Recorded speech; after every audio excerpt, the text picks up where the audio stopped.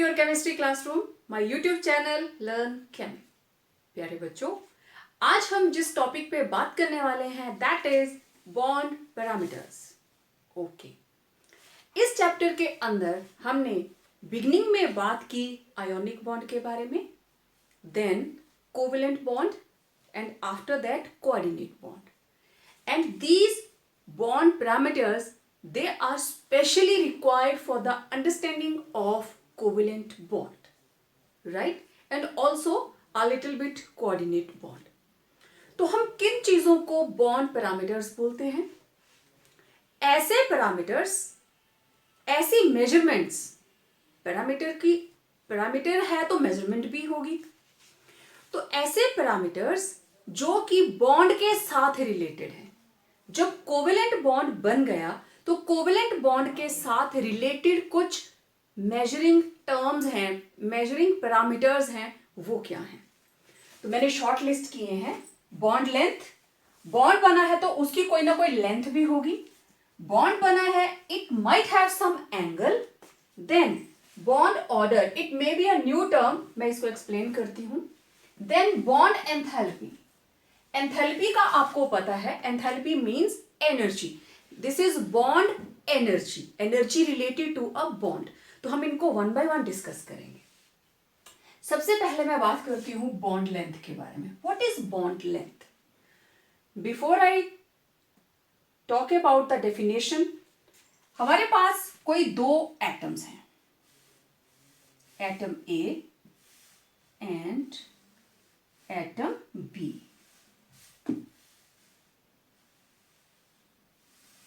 Right? अब ये atoms दोनों ही सेंटर से, ये इसका न्यूक्लियस, ये इसका न्यूक्लियस, और हमने इसको जोड़ दिया। अब ये जो इंटर न्यूक्लियर डिस्टेंस है ना, ये हमारे पास आएगी बॉन्ड लेंथ। कोई भी दो atoms, the equilibrium distance between the centres of nuclei of two bonded atoms in a molecule. It is a molecule. ये रहे इनके सेंटर, एटम का भी सेंटर और न्यूक्लियस का भी सेंटर। ठीक है, न्यूक्लियस के सेंटर से दूसरे न्यूक्लियस के सेंटर तक जितना डिस्टेंस है that is called bond length. तो यहां से यहां तक ये हमारे पास आ गई बॉन्ड लेंथ। इस बॉन्ड लेंथ के अंदर ये यहां से यहां तक रेडियस है आर ए, और इधर से यहां तक रेडियस है आर बी। तो बॉन्ड लेंथ, मैं इसको कैपिटल आर ले लेती हूं, किसके बराबर होगा? Radius of A plus radius of B. Right? अब आप देख रहे होंगे कि ये दोनों एटम्स ऐसे साथ साथ में रखी हुई हैं। इसका डिस्टेंस, इसका रेडियस यहां तक, इसका रेडियस यहां तक, तो दोनों के सेंटर्स को जोड़ा हमने। जो इक्विलिब्रियम डिस्टेंस है इनके बीच में that is called bond length. जब हम कोवेलेंट बॉन्ड की बात करते हैं, मैं एग्जांपल लेती हूं यहां पे। ये है एक molecule, right? Similarly one another molecule, और सो दैट हमारी वैल्यूज थोड़ी स्टैंडर्डाइज रहें, let me have an example of chlorine. Right? तो it is a molecule of chlorine. आपको पता है कोवेलेंट बॉन्डिंग के अंदर ओवरलैपिंग होती है, राइट? ये तो ये जो इंटर न्यूक्लियर डिस्टेंस है दो कोवेलेंटली बॉन्डेड एटम्स के बीच में, आर कोवेलेंट। तो क्लोरीन के केस में आर कोवेलेंट, ये जो इंटर न्यूक्लियर डिस्टेंस है, this is total distance. Our internuclear distance is 198 picometer. In case of chlorine, this distance is 198 picometer. And same ऐसे ही ये भी क्लोरीन का मॉलिक्यूल है, तो इसका भी इंटरन्यूक्लियर डिस्टेंस जो है, internuclear distance that is 198 picometre. अब आपको पता है आर कोवेलेंट किसके बराबर होगा? यस, इंटर न्यूक्लियर डिस्टेंस का half. This will be half of inter nuclear distance. तो किसके बराबर होगा? 1/2 इंटू 198, 2 9 18, 2 9 18। तो covalent radius it is 99 picometre. ध्यान से सुनिए इस बात को, कोवेलेंट रेडियस इज 99 पिकोमीटर, लेकिन दोनों का इंटर न्यूक्लियर डिस्टेंस क्या है? 198 पिकोमीटर। तो this is the average equilibrium distance between two atoms in a molecule. तो जो इंटर न्यूक्लियर डिस्टेंस है वही उसकी बॉन्ड लेंथ होगी, यही डिस्टेंस इसकी बॉन्ड लेंथ है। अब यहां पे भी सेम, ये वाला एरिया भी 99, ये वाला एरिया भी 99। ओके, अब एक चीज और, यहां से दो non bonding atoms present in two different molecules of same element या मॉलिक्यूल। अब इनका डिस्टेंस, इसको मैं डॉटेड ले लेती हूं,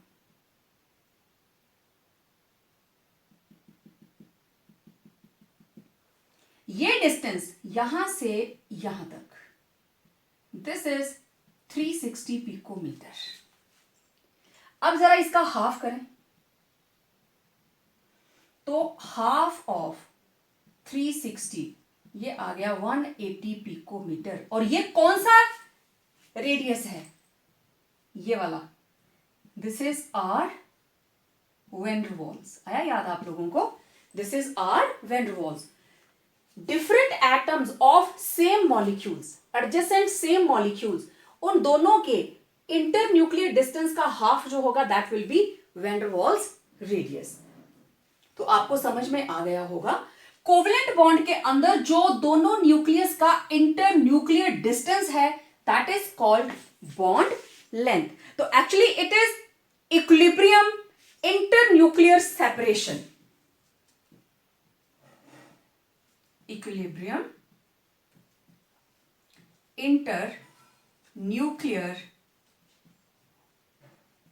सेपरेशन। दो एटम्स को कितना डिस्टेंस एक दूसरे से सेपरेट कर रहा है? Inter nuclear separation, distance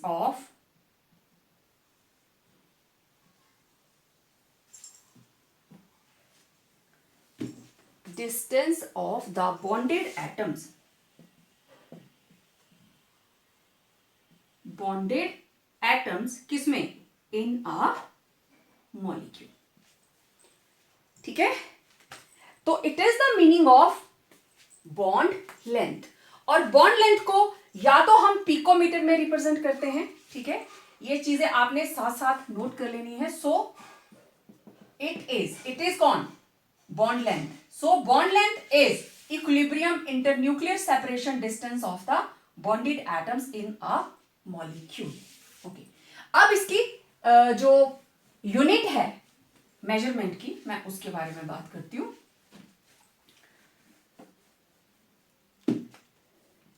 it is measured in angstrom, A0, और ये किसके बराबर होता है? 10⁻⁻10 मीटर्स। और पिकोमीटर 10⁻⁻12 मीटर्स। अभी मैं जो वैल्यूज नोट कर रही थी those were in picometre, right? Means जब मैंने कहा 198 picometre means 198 into 10⁻12 metres, right? तो पिकोमीटर इसकी जो एब्रिविएशन है दैट इज 10⁻⁻12। और मोस्ट ऑफ द केसेस हम एंगस्ट्रॉम यूनिट को लेते हैं दैट रिजेंबल्स 10⁻10 मीटर्स, राइट? तो ये थी बॉन्ड लेंथ। ओके, और ये इसके यूनिट्स, हम इसको किस में रिप्रेजेंट करते हैं, इसका मतलब ये मैंने दो टेबल्स बनाए हैं। इधर मैंने टेबल बनाया है डिफरेंट बॉन्ड्स, ठीक है, bond length of different molecules. तो इधर हम ले रहे हैं bond length, this is bond length of some common molecules, ठीक है। एक टेबल ये रहा। अब इसके अंदर देखो, मैंने बॉन्ड लेंथ ली है पिकोमीटर के अंदर, और बॉन्ड कौन सा लिया? मॉलिक्यूल है हाइड्रोजन, H बॉन्ड, और उसकी बॉन्ड लेंथ 74 पिकोमीटर। फ्लोरीन के अंदर फ्लोरीन फ्लोरीन बॉन्ड, क्लोरीन के अंदर क्लोरीन क्लोरीन, तो ये रही इनकी बॉन्ड लेंथ। आयोडीन, आयोडीन के अंदर आयोडीन आयोडीन बॉन्ड, HF के अंदर HF बॉन्ड, तो ये रहा 92 पिकोमीटर। HCl बॉन्ड, ये रहा 127 पिकोमीटर। HBr, ये रहा 141 picometre. HI, hydrogen iodide, 160 picometre. Nitrogen, nitrogen molecule आपको पता है, N triple bond N, 109। And oxygen, O double bond O, it is 121 picometre. Similarly कुछ कॉमन बॉन्ड्स हैं, जैसे वाटर, वाटर के अंदर HOH, राइट। तो सिंपली जो OH बॉन्ड है, एक मॉलिक्यूल ऑक्सीजन, एक एटम ऑक्सीजन की और एक एटम हाइड्रोजन की, जब ये आपस में जुड़ते हैं तो इन दोनों के बीच का इंटर न्यूक्लियर डिस्टेंस है, दैट बिकम्स 96, राइट। और जब एक कार्बन और एक हाइड्रोजन जुड़ते हैं, दैट इज 107।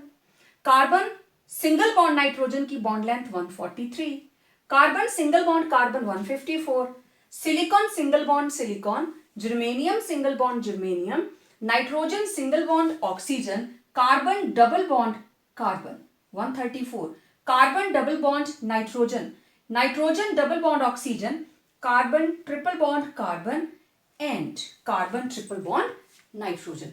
तो आप देख सकते हो ये बॉन्ड लेंथ्स हैं certain common molecules and some common bonds, right. Okay, अब मुझे बात करनी है इसके कौन कौन से फैक्टर्स हैं, ठीक है। मैं थोड़ा सा साइड में लिखती हूं कि फैक्टर के अंदर हम किस किस चीज को देखने वाले हैं। पहला हम बात करेंगे साइज की, ठीक है। बॉन्ड लेंथ डिपेंड करता है साइज पे, ओके। ये एक एटम, ये दूसरी एटम, ठीक है। एक एटम, दूसरी एटम, बताओ मुझे दोनों में से ज्यादा डिस्टेंस कौन सा है? Quite obvious, this distance is large, means atom का साइज जितना बड़ा होगा उसकी बॉन्ड लेंथ भी उतनी ही बड़ी होगी, है ना। हम ये सोचे दो फुटबॉल्स हैं और दोनों फुटबॉल्स के सेंटर से सेंटर जोड़ा तो नेचुरली डिस्टेंस ज्यादा आएगा बीच में, और उसी जगह पे हमने दो कंचे ले लिए, दोनों कंचों को साथ साथ रखो, उनके सेंटर का जो डिस्टेंस है वो कम होगा क्योंकि दोनों का साइज अलग अलग है, राइट। तो जितना बड़ा साइज बॉन्ड लेंथ उतनी ही ज्यादा होगी, जितना छोटा साइज बॉन्ड लेंथ उतनी ही छोटी होगी। अब इसके इस फैक्टर को मैं यहां पे आपको शो करती हूं इस टेबल के अंदर। हाइड्रोजन सबसे स्मॉल साइज, तो उसकी बॉन्ड लेंथ देख लीजिए 74 picometre. Fluorine, chlorine, bromine, iodine, ये चारों जब ऊपर से नीचे को आते हैं तो साइज इंक्रीज करता है, am I right. They are present down the group in 17th group, right. तो ये ग्रुप 17 के मेंबर्स हैं, fluorine, chlorine, bromine, iodine. Fluorine का साइज सबसे छोटा, क्लोरीन का उससे बड़ा, ब्रोमीन का उससे बड़ा, आयोडीन का उससे बड़ा। तो इधर इनकी बॉन्ड लेंथ भी देख लीजिए। फ्लोरीन का साइज छोटा, उसकी बॉन्ड लेंथ कम, क्लोरीन का साइज उससे बड़ा, आपको पता है फ्लोरीन के अंदर 2 शेल्स रहती हैं, क्लोरीन के अंदर 3 शेल्स, तो क्वाइट ऑब्वियस साइज बड़ा हो जाता है। ब्रोमीन के अंदर 4 शेल्स रहती हैं, आयोडीन के अंदर 5 होती हैं, तो साइज बढ़ता जाता है। तो जितना साइज बढ़ता जाएगा दोनों के बीच की बॉन्ड लेंथ भी बढ़ती जाएगी, राइट। तो साइज का मतलब bond length increases with increase in size of bonded atoms। तो फर्स्ट फैक्टर है साइज, तो जितना साइज बड़ा होगा बॉन्ड लेंथ उतनी ही बड़ी होगी, ओके। फिर हमने क्या किया, 1 2 3 4, देखो हाइड्रोजन सभी में है और इधर हैलोजन चेंज होती जा रही है। जब हाइड्रोजन के साथ सबसे स्मॉल वाली हैलोजन लगी तो साइज हो गया 92, इसको हटाया क्लोरीन लग गई, साइज बढ़ गया, ब्रोमीन लगी, साइज बढ़ गया, आयोडीन लगी, साइज बढ़ गया। मींस हाइड्रोजन तो हर बार हाइड्रोजन ही थी,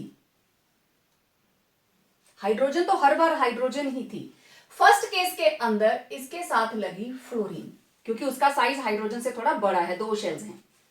उसके बाद नेक्स्ट स्टेप के ऊपर फ्लोरीन की जगह पे लग गई क्लोरीन, फिर उसकी जगह पे लग गई ब्रोमीन, कि हाइड्रोजन तो उतनी ही रहेगी, फिर आयोडीन। ठीक है ना, ये है फ्लोरीन, क्लोरीन, ब्रोमीन, आयोडीन, और ये कौन है? Hydrogen, hydrogen, hydrogen, hydrogen. तो आप खुद देखिए, इसका सेंटर, इसका सेंटर, इसका सेंटर, इसका सेंटर। देखो जैसे जैसे हेलोजन का साइज बढ़ता जा रहा है, दोनों के बीच की बॉन्ड लेंथ बढ़ती जा रही है। This is the meaning of size, right. एक को आपने फिक्स कर दिया, अगर ये मॉलिक्यूल लेते तो यहां पे भी सेम होना था, इधर भी ये और बड़ा हो जाना था, ये भी इसके बाद और बड़ा हो जाना था। तो जैसे जैसे साइज बढ़ता है बॉन्ड लेंथ भी बढ़ती है। क्लियर? हाइड्रोजन को फिक्स करके हमने हैलोजन को रिप्लेस कर दिया, तो फ्लोरीन से बड़ा साइज क्लोरीन का, उससे बड़ा ब्रोमीन का, उससे बड़ा आयोडीन का। तो आप देखिए जैसे जैसे साइज बढ़ता जा रहा है बॉन्ड लेंथ बढ़ती जाएगी। क्लियर? ओके, नेक्स्ट, ये तो बात हुई साइज की, राइट। वैल्यूज भी आपके सामने हैं, ये चीजें एज इट इज आपने नोट करनी है अपने नोट्स के अंदर। अब दूसरा हमारे पास जो फैक्टर है that is bond, second factor bond multiplicity. Bond multiplicity, okay. Same atoms, carbon single bond carbon, carbon double bond, carbon triple bond. ठीक है, carbon single bond carbon 154, carbon double bond 134 and carbon triple bond 120। जितनी multiplicity बढ़ती जाएगी, single bond हमेशा length लंबी होती है, जब वो डबल हो जाएगा एटम्स नजदीक आ गई, जब ट्रिपल बॉन्ड बना एटम्स और नजदीक आ गई। अब ये ट्रिपल बॉन्ड में नजदीक क्यों आ जाती है? साइड वाइज ओवरलैप की वजह से। वो कंसेप्ट जब हम हाइब्रिडाइजेशन करेंगे तब आपको ज्यादा क्लियर होगा। तो सेम एटम्स पहले सिंगल बॉन्ड से जुड़ी हैं, तो सिंगल बॉन्ड मींस दोनों के बीच में बड़ा ज्यादा स्ट्रेंथ नहीं है, फिर वो डबल हो गया, राइट। डबल बॉन्ड है मतलब now they are strongly bonded. Triple हुआ तो डबल से भी ज्यादा स्ट्रेंथ, तो स्ट्रेंथ तभी होगी ना जब मॉलिक्यूल्स नजदीक नजदीक आ जाएंगे। तो जैसे जैसे बॉन्ड मल्टीप्लिसिटी बढ़ती जाती है बॉन्ड लेंथ घटती जाती है। ठीक है, तो bond length decreases with increase in bond multiplicity. जितनी मल्टीप्लिसिटी ज्यादा मींस जो बॉन्ड लेंथ है it is inversely proportional to multiplicity. Bond multiplicity. Clear? Carbon का एग्जांपल हो गया, मेरे पास एक और एग्जांपल है। Nitrogen single bond oxygen 136, nitrogen double bond oxygen 122। ये देखिए, नाइट्रोजन सिंगल बॉन्ड मल्टीप्लिसिटी बढ़ गई, डबल बॉन्ड हो गया तो बॉन्ड लेंथ कम हो गई। ठीक है, बिल्कुल ऐसे ही carbon double bond nitrogen 138 and carbon triple bond nitrogen 116। तो आप देख सकते हो जैसे जैसे मल्टीप्लिसिटी बढ़ती जाएगी वैसे वैसे बॉन्ड लेंथ घटती जाएगी। तो these were the factors affecting bond length. I hope सबको समझ में आ गया होगा जो मैं बताने की कोशिश कर रही हूं। तो it was the bond length, though combined atoms present in a covalent bond either by single bond, double or triple, तो उनके बीच का जो internuclear distance है that is called bond length, that equilibrium distance between the two atoms। और वो दोनों atoms same भी हो सकती हैं और different भी हो सकती हैं। Now next is bond angle। जिस वक्त एटम्स आपस में कंबाइन करती हैं, देखो हम एंगल किसको बोलते हैं? कोई भी एंगल बनाने के लिए ये मेरे पास 2 पॉइंट्स हैं, मैं इनको ज्वाइन करूंगी तो ये लाइन सेगमेंट बन जाएगी, है ना, लाइन बन गई। यहां मैंने एक और डॉट लगा दी। अगर मैं इसको एक साइड से जोड़ती हूं, दिस इज एंगल, अगर इधर से भी जोड़ दिया तब तो नेचुरली ट्रायंगल बन जाएगी, ठीक है। अब ट्रायंगल के अंदर भी 3 एंगल हैं, A B C, A C B, B A C, 3 angle है, ठीक है। पर जब हम छोटी क्लासेस में करते हैं ना तो आप यही करते हो, टोटल 3 पॉइंट्स रहेंगे। This is an angle A B C. अब कोवलेंट मॉलिक्यूल्स के अंदर ये एबीसी क्या है, देखें। मेरे पास है मीथेन CH4, राइट। तो 1 2 3, ये लो एंगल बन गया। अब आपको देख के लग रहा है दिस इज 90 डिग्री, लेकिन ये एंगल, ये तो हम 2D में बना रहे हैं ना, इसके प्लेन के ऊपर बना रहे हैं, तो ये देखने में लग रहा है that this is of 90 degree, but it is not of 90 degrees. Actually जो मीथेन का स्ट्रक्चर है उसके अंदर carbon, it is having tetrahedral structure, ठीक है। 3D के अंदर, स्पेस के अंदर it is having tetrahedral structure. और ये लीजिए bond angle, it is 109.5 degree, this is 109.5 degree. Again her angle तीनों डायमेंशन के अंदर आप इसको मेजर करेंगे, it will come out to be 109.5 degree. Let me show you this tetrahedral bond. अरे बच्चों, ये मेरे पास बॉल एंड स्टिक मॉडल है, राइट, दिख रहा है ना सबको, ओके। ये बॉल एंड स्टिक मॉडल है। इसके अंदर ये जो ब्लैक वाली बॉल है इट इज रिप्रेजेंटिंग कार्बन, और ये जो व्हाइट लाइंस हैं इट इज बॉन्ड। तो यहां से, इसके सेंटर से इस एटम के सेंटर तक की जो लेंथ है that is bond length, right. अब देखो 1 2 3 बन गया bond angle, 1 2 3 bond angle, 1 2 3 bond angle, ऐसे ले लो बॉन्ड एंगल, बॉन्ड एंगल। आप इस एंगल को कैसे भी मेजर कीजिए, इट विल बी 109.5। ये जो मैं आपको बोल रही थी ना, ये देखिए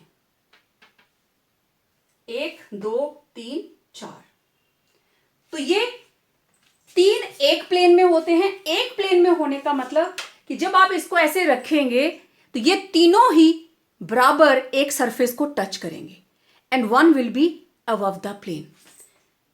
अब देखो ये सेम पीछे को ओवरलैप कर रहा है, राइट, ओके। मैं इसकी डायरेक्शन चेंज कर देती हूं, ये लीजिए, फिर से 3 टच कर रहे हैं और एक above the plane, again rotated, फिर से 3 एक प्लेन में, एक अबव द प्लेन। आप इसको किसी भी साइड को कीजिए, आपके पास यही अरेंजमेंट आएगा, and this is called tetrahedral arrangement, right. ये लीजिए, ये लीजिए, ये लीजिए, आप इसको किसी भी तरीके से करें। तो मेरा मोटिव था आप लोगों को ये बताना कि जब हम बात कर रहे हैं ना बॉन्ड एंगल की, व्हाट इज बॉन्ड एंगल, तो bond angle is the angle between 1 2 and 3। 3 atoms हमें चाहिए जो जुड़ी हुई हैं आपस में, उनकी ऑर्बिटल्स डिसाइड करती हैं कि कौन सा बॉन्ड एंगल इनके बीच में होगा। तो टेट्राहेड्रल अरेंजमेंट है, तो ये हर एंगल, इधर ले लो, ऐसे ले लो, ऐसे ले लो, चाहे ऐसे कर लो, चाहे ऐसे, हर तरफ से एंगल सेम। ये लो, ये एंगल सेम, ये एंगल सेम, ये एंगल सेम, ये same, 109.5 degree. This is tetrahedral arrangement, right, clear सबको। तो ये जो बॉन्ड एंगल है between 3 atoms bonded in a covalent bond, this is called bond angle. So bond angle को अगर आप डिफाइन करें तो हम लिखेंगे it is the average angle between the orbitals containing bonding electron pairs around the central atom in a molecule। ये है molecule of methane, ये रहा central atom, this is central atom। तो इसके साथ bonding electron pair 2 4 6 8। एक electron hydrogen का, एक कार्बन का, तो इसके बीच में क्या है? Bonding electron pairs around the central atom in a molecule. तो इनके बीच में इनकी ऑर्बिटल्स के साथ, ऑर्बिटल्स के अंदर जो इलेक्ट्रॉन्स थे उनके साथ जो बॉन्ड एंगल बन रहा है that is called bond angle. और अगेन मैं आपको बताऊं, ये रहा मीथेन का स्ट्रक्चर और इसके अंदर क्योंकि टेट्राहेड्रल अरेंजमेंट है तो बॉन्ड एंगल 109.5 डिग्रीज। सेम तरीके से अगर मैं अमोनिया का स्ट्रक्चर बनाऊं NH4 NH3 और यहां एक रहता है लोन पेयर, तो it is having, this is pyramidal structure 107 degree. और अगर मैं वाटर का स्ट्रक्चर बनाऊं, water is having bent structure, तो इसके बीच का एंगल रहता है 104.5 डिग्री।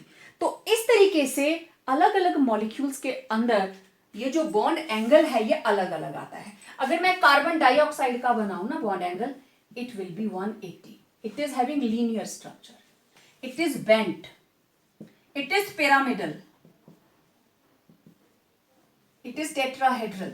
तो ऐसे बहुत से हमारे पास स्ट्रक्चर्स आते हैं। मैं इन स्ट्रक्चर के बारे में अभी डिटेल में बात नहीं कर रही हूं क्योंकि इसके बाद वैलेंस बॉन्ड थ्योरी की हम बात करेंगे, valence shell electron pair repulsion theory की बात करेंगे, वहां हम इन स्ट्रक्चर्स के बारे में ही डिस्कस करेंगे, राइट। तो आपको सिर्फ ये पता होना चाहिए कि जब मैं ये कहूं कि bond angle 180 means structure is linear, bond angle 120, okay, BF3 this is boron, 3 जगह पे फ्लोरीन्स लग गए, ठीक है। तो this bond angle is 120, this is called trigonal planar, this is trigonal planar structure, right.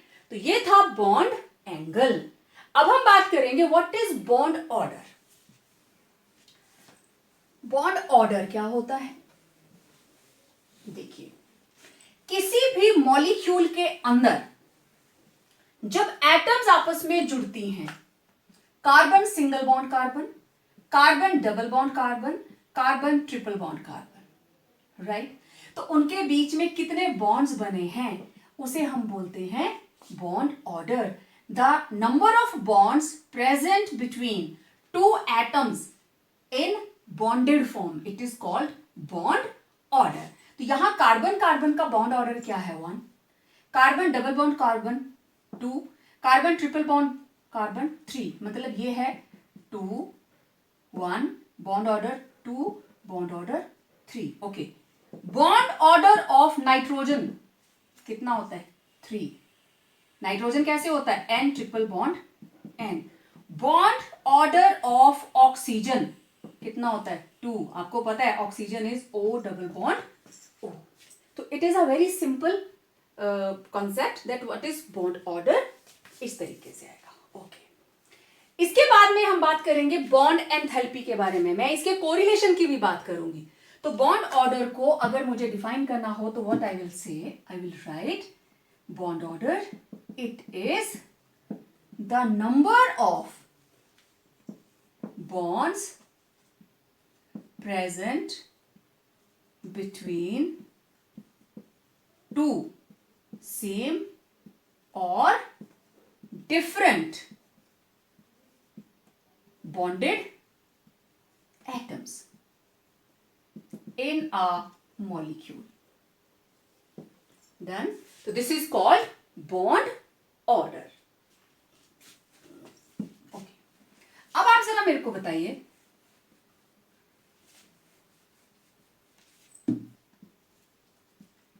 relationship between bond length and bond order. अगर आपको याद हो carbon carbon bond length, carbon double bond और carbon triple bond, let me mention again, carbon single bond carbon is 154 picometer, carbon double bond carbon bond length is 134 picometer and it is 120 picometer. देखो जरा,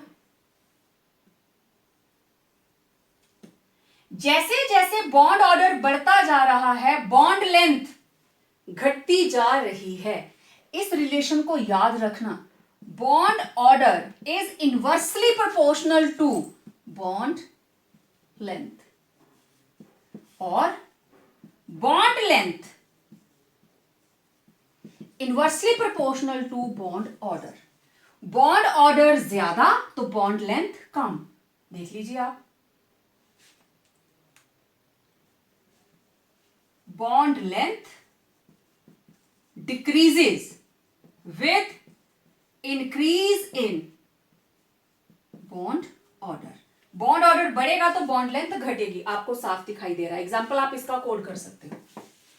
तो single bond की bond length सबसे लंबी, double की कम होगी, triple की और कम होगी। मींस बॉन्ड ऑर्डर बढ़ रहा है और बॉन्ड लेंथ घट रही है। ये रिलेशन आपके काम आएगा आगे जब हम मॉलिक्यूलर ऑर्बिटल डायग्राम्स बनाएंगे, क्योंकि वहां हम मॉलिक्यूल्स को अरेंज करेंगे on the basis of bond order.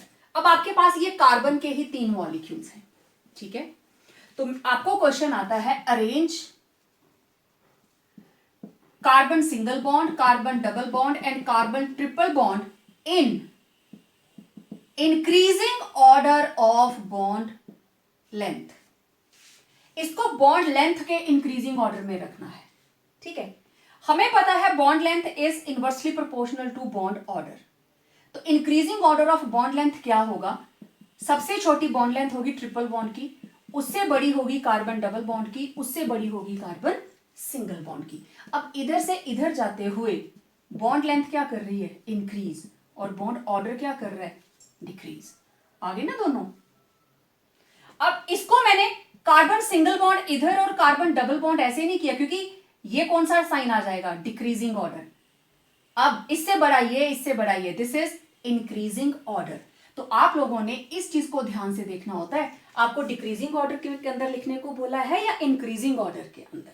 तो bond order is closely related with bond length. Bond order ज्यादा, बॉन्ड ऑर्डर ज्यादा होने का मतलब मल्टीप्लिसिटी ज्यादा, ठीक है। तो bond order is also multiplicity, bond order और मल्टीप्लिसिटी कि कितने बॉन्ड्स हैं उसके अंदर, सिंगल है, डबल है या ट्रिपल है। क्लियर? तो ये क्वेश्चन इस तरीके से आएगा। अब मेरे पास लास्ट पैरामीटर है, that is bond enthalpy. Okay, मैं इसको इधर लिख लेती हूं। अब बॉन्ड एंथैल्पी, ठीक है। अब अगर आप बॉन्ड एंथैल्पी को सिंपली डिफाइन करें तो आप लिखेंगे it is the amount of energy, amount of energy required to break, energy चाहिए बॉन्ड को ब्रेक करने के लिए 1 मोल of the bonds, 1 mole of the bonds of a particular type, of a particular type between the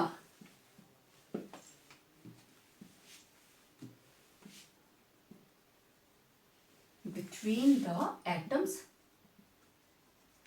जिन भी atoms के बीच में जो bond बना हुआ है between the atoms in the gaseous state.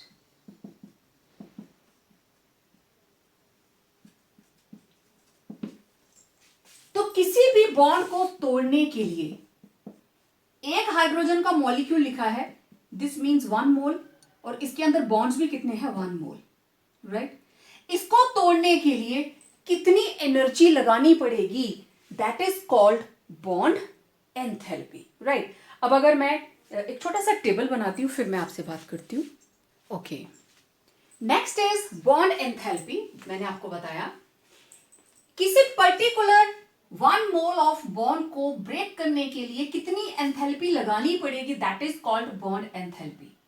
और मैं आपको एक बात बताऊं, ये तो रिक्वायर्ड है बॉन्ड को तोड़ने के लिए। जब बॉन्ड बनता है तो इतनी ही एनर्जी बाहर जाती है during the formation of covalent bond. Means जब मैं बात करूं हाइड्रोजन प्लस हाइड्रोजन, ये हाइड्रोजन का एक इलेक्ट्रॉन, ये दूसरे का, और इन्होंने आपस में ओवरलैप किया और ये बन गया H सिंगल बॉन्ड H। तो इस केस में जितनी डेल्टा H बाहर निकली दैट इज 435.8 किलो जॉल पर मोल। एक मोल हाइड्रोजन बनाने के लिए इतनी एनर्जी बाहर निकली। रिवर्स कीजिए, मुझे मॉलिक्यूल से वापस एटम्स बनानी है, तो क्वाइट ऑब्वियस ये वाली वैल्यू क्या हो जाएगी, प्लस 435.8।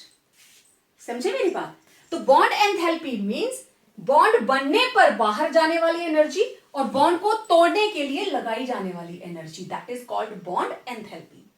तो ये मैंने कुछ मॉलिक्यूल्स की बनाई है, hydrogen, HCl, HBr, HI, fluorine, chlorine, bromine, iodine, nitrogen और हाइड्रोजन के बीच का बॉन्ड, उसकी बॉन्ड एंथैल्पी, जब कोई भी NH बॉन्ड बनता है, OH बॉन्ड बनता है, O double bond O, N triple bond N, C single bond H, और ये फिक्स्ड वैल्यूज हैं, दिस आर किलो जॉल पर मोल वैल्यूज हैं ये, राइट।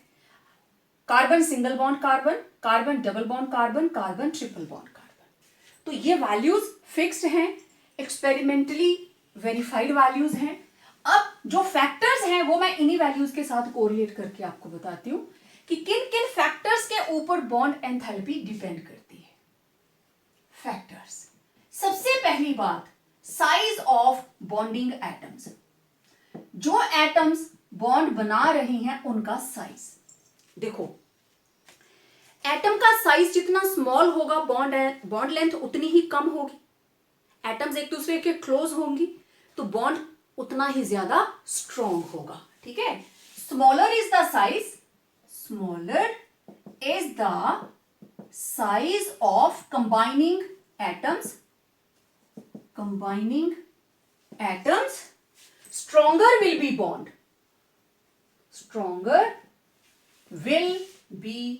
बॉन्ड स्ट्रॉन्ग होगा, therefore higher will be bond enthalpy. Clear? जितना छोटा साइज बॉन्ड एंथैल्पी उतनी ही ज्यादा। अब H बॉन्ड H 435.8, H की जगह पे Cl लग गया और आपको पता है Cl का साइज H से बड़ा है, तो देखो वैल्यू कम होगी। दिख रहा है ना सबको? ओके। अब दूसरा फैक्टर हमारे पास, and that is bond length. देखो, smaller is the bond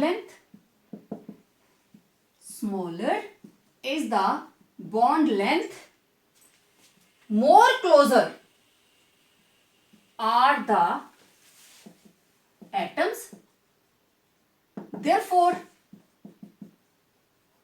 stronger will be bond strong हो गया तो higher will be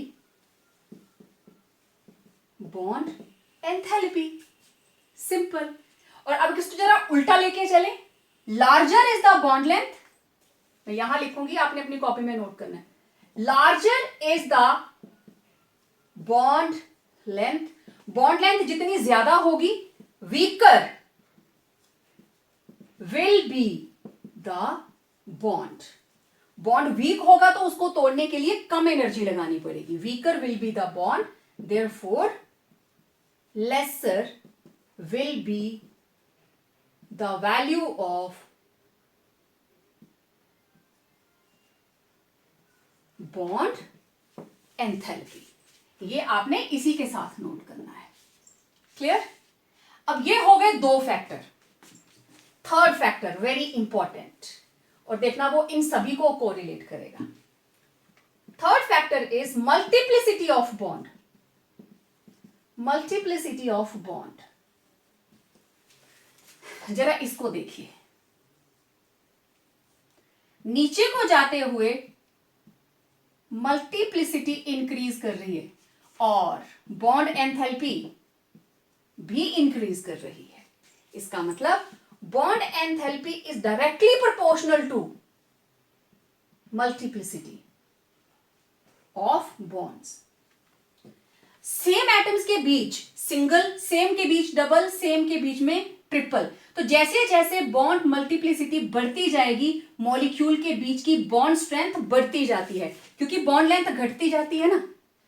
ठीक है, देखो, as multiplicity increases,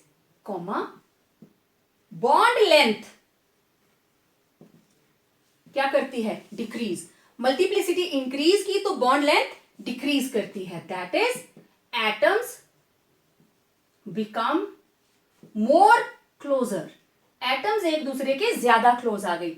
atoms become more closer and bond becomes more and more stronger. Therefore, bond enthalpy increases. जितनी multiplicity बढ़ती जाएगी bond length घटती जाएगी। और आपने पीछे बात की ना बॉन्ड लेंथ के साथ बॉन्ड एंथैल्पी की, कि बॉन्ड लेंथ जितनी छोटी होगी, smaller is the size of combining atom, stronger will be the bond. Bond length smaller is the bond length, more closer will be the atoms. Clear? और वो आपको ये जो ग्राफ जो टेबल हमारे पास है वहां से बिल्कुल क्लियर हो जाता है। जैसे जैसे मल्टीप्लिसिटी ऑफ बॉन्ड बढ़ती है बॉन्ड एंथैल्पी की वैल्यू भी बढ़ती है। तो bond enthalpy it is directly proportional to multiplicity of bond. Multiplicity बढ़ेगी तो बॉन्ड एंथैल्पी की वैल्यू भी बढ़ती जाएगी। ठीक है, क्योंकि मॉलिक्यूल उतना ही ज्यादा स्टेबल हो जाएगा। जरा यहां देखिए, नाइट्रोजन ट्रिपल बॉन्ड नाइट्रोजन सबसे ज्यादा 946, क्योंकि इसके अंदर ट्रिपल बॉन्ड है। Oxygen double bond oxygen 498। Clear? तो ये थे डिफरेंट बॉन्ड पैरामीटर्स, आपस में इंटर रिलेटेड रहते हैं। आगे हम इन टर्म्स को वन बाय वन यूज करेंगे कि इसकी बॉन्ड लेंथ इतनी है। तो आपके माइंड में एक कंसेप्ट रहेगा, बॉन्ड लेंथ दो एटम्स के बीच का एवरेज इंटर न्यूक्लियर डिस्टेंस है। हाफ नहीं कर रहे हैं हम, हाफ करेंगे तो वो रेडियस बन जाएगा। दोनों एटम्स को जोड़ के रखने वाला जो मेन इंटर न्यूक्लियर डिस्टेंस है दैट इज बॉन्ड लेंथ।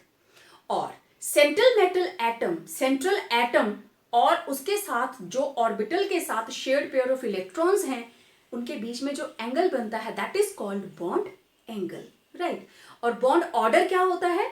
जो दो एटम्स आपस में कंबाइन कर रहे हैं उनके बीच में कितने नंबर ऑफ बॉन्ड्स बन रहे हैं, सेम एटम्स के बीच में या डिफरेंट एटम्स के बीच में, राइट। जैसे ऑक्सीजन जुड़ते हैं तो O डबल बॉन्ड O, तो उसका बॉन्ड ऑर्डर 2, नाइट्रोजन का बॉन्ड ऑर्डर 3, OH का bond order single bond, bond order 1, bond order 2, कितने नंबर ऑफ बॉन्ड्स प्रेजेंट है that is called bond order, right. Then हमने बॉन्ड एंथैल्पी के बारे में बात की कि किसी बॉन्ड को एक मोल बॉन्ड्स को तोड़ने के लिए कितनी एनर्जी लगती है that is called bond enthalpy, right.